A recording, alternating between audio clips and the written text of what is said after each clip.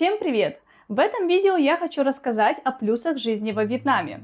Почему я выбрала именно эту страну для иммиграции? Почему решила остаться здесь жить надолго? И почему экспаты из многих стран мира выбирают именно Вьетнам для постоянной жизни, несмотря на отсутствие долгосрочного ВНЖ или возможности получения гражданства?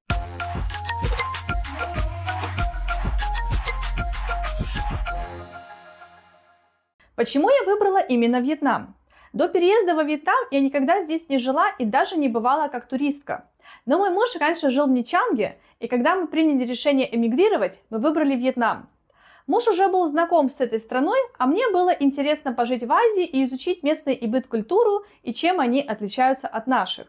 Мы эмигрировали во Вьетнам в 2019 году. Не скажу, что весь процесс становления во Вьетнаме проходил гладко, так как мы здесь застали ковидные времена, когда абсолютно вся страна была закрыта и все сидели по домам.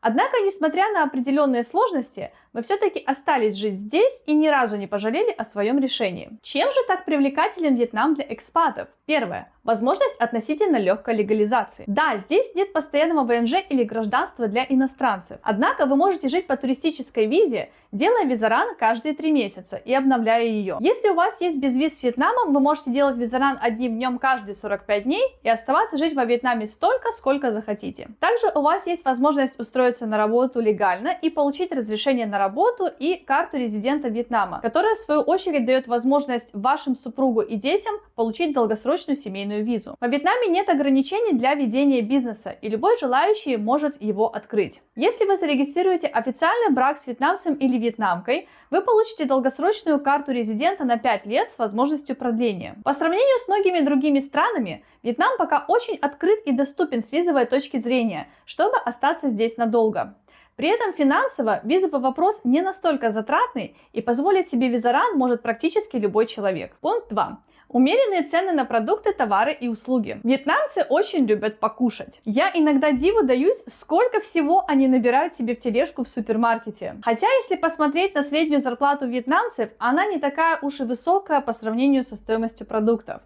Просто вьетнамцы предпочитают не экономить на еде, так как здоровая разнообразная еда – это залог хорошего здоровья. Цены на продукты здесь, на мой взгляд, приемлемые. Конечно, есть позиции, которые будут стоить дороже, чем в наших странах.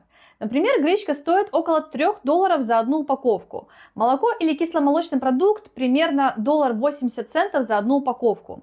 Но есть и очень дешевые позиции, как, например, овощи и фрукты на рынках, местная лапша и тофу. Еще в стране очень развита еда в кафе и ресторанах и доставка еды. За $2 вы можете отведать большую порцию фобо, риса или лапши с мясом и овощами и вполне наесться этой порцией. Здесь есть как рестораны с вьетнамской или другой азиатской кухней, так и европейские рестораны.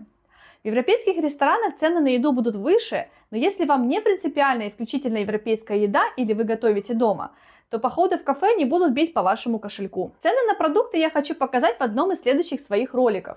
Я планирую сделать сравнение цен в супермаркете и на рынке, и также показать в целом, как это все выглядит во Вьетнаме. Так что не забудьте подписаться на канал, чтобы не пропустить следующие ролики по теме. Товары и услуги также стоят очень недорого во Вьетнаме.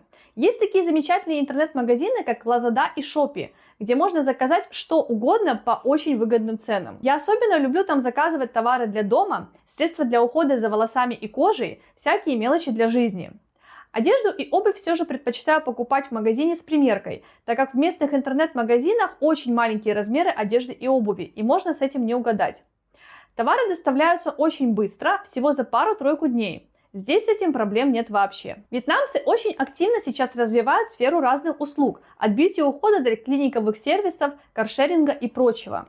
Если вы парикмахер, визажист, мастер по наращиванию ногтей, инструктор по йоге или очень любите готовить и хотели бы что-то делать на заказ, вы вполне можете попробовать свои силы в своем частном деле во Вьетнаме, привлекая не только иностранных клиентов, но и местных вьетнамцев. Пункт 3. Безопасность и комфорт. Вьетнам достаточно безопасная и комфортная страна для жизни с точки зрения криминальной обстановки. Здесь всегда на улицах спокойно, нет пьяных, практически нет бомжей, нет явного криминала. Есть достаточно закрытые районы комьюнити, где есть круглосуточная охрана. В целом во Вьетнаме не страшно выйти гулять даже ночью. Вокруг абсолютное спокойствие и тишина. Сами вьетнамцы очень доброжелательные, улыбчивые и любят помогать иностранцам. В крупных городах некоторые вьетнамцы уже неплохо говорят по-английски, так что вы вполне можете пообщаться с местными, даже не зная вьетнамского. Пункт 4.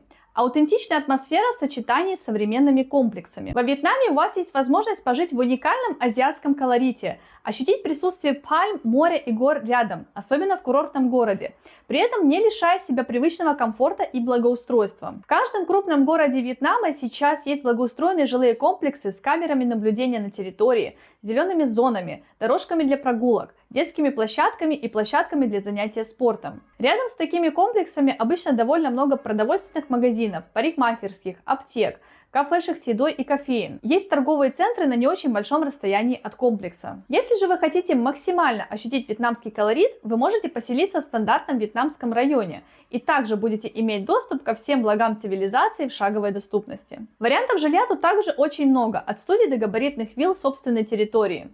Цены на аренду жилья тут очень приемлемые, начиная от $200 за небольшую студию в городах или от $250 за домик в курортном поселке Муйне. Так что можно выбрать жилье в классном месте по доступному бюджету, жить под пальмами с красивыми видами, при этом не теряя в качестве жизни.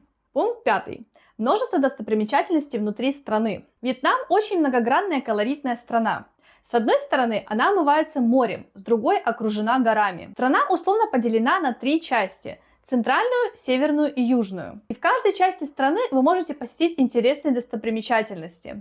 Прогуляться по национальным заповедникам и пещерам, полюбоваться водопадами, посетить музеи, чамские башни, красивейшие пагоды, древние города. Есть несколько известных туристических направлений, которые славятся своими красотами.